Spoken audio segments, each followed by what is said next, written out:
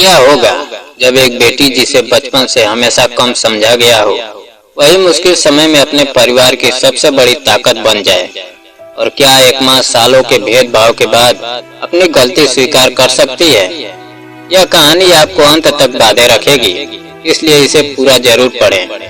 श्रेया बचपन से ही महसूस करती थी कि उसकी माँ का प्यार उसकी छोटी बहन तन्वी के लिए कुछ ज्यादा था। दोनों एक ही घर में पली बढ़ी, लेकिन व्यवहार हमेशा अलग रहा।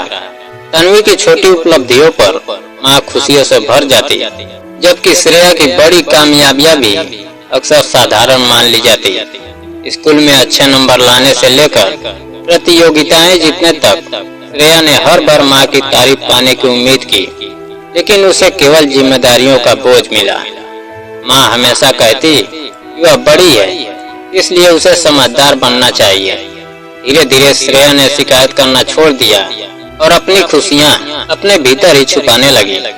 उसके पिता उससे बहुत प्यार करते थे, लेकिन शांत स्वभाव के कारण कभी खुलकर उसके पक्ष में नहीं बोल पाए। समय बीतता गया और श्रेया पढ़ाई में लगातार आगे बढ़ती रही। उसने बोर्ड परीक्षाओं में शानदार परिणाम हासिल किए, लेकिन माँ ने उसकी सफलता को भी सामान्य बात कहकर टाल दिया।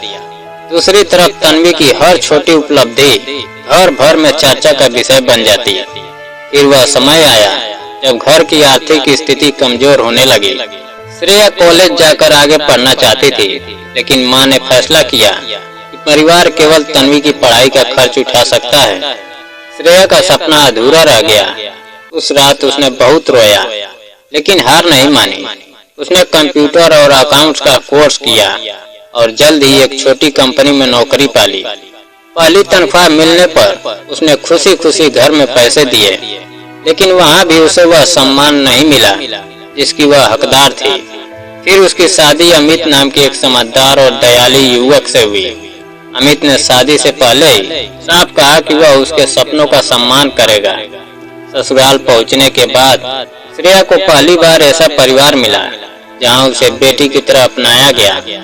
सास उसकी तबीयत का ध्यान रखती और अमित हर कदम पर उसका साथ देते। धीरे धीरे श्रेया की जिंदगी में वह सुकून आने लगा जिसकी कमी उसे बचपन से महसूस होती थी।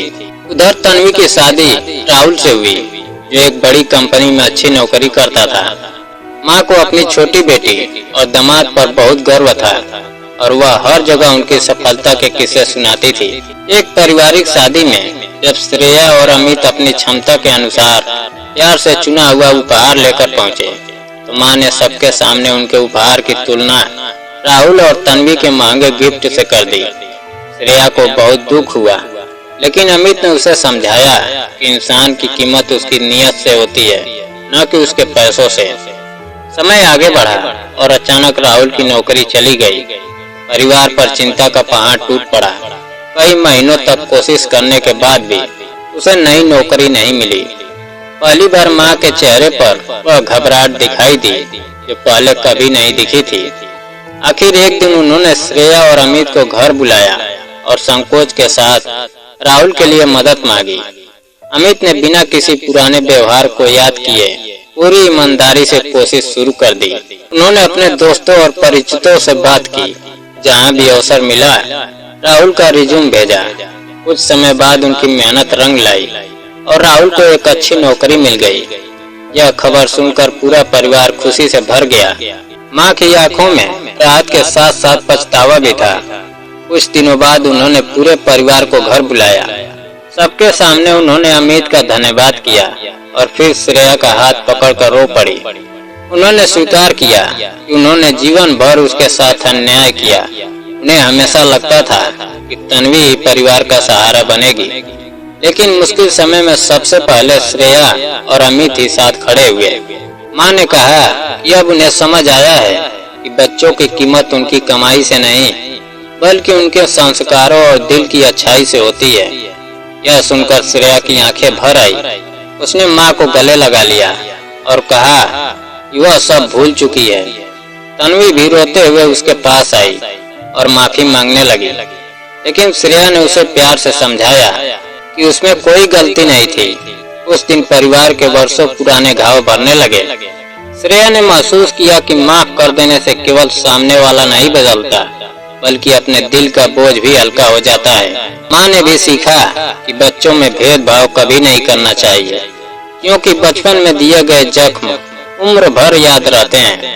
आखिर में परिवार फिर से एक हो गया और सभी ने समझ लिया कि रिश्तों की असली ताकत प्यार, सम्मान और साथ निभाने में होती है, न कि पैसे या सफलता में।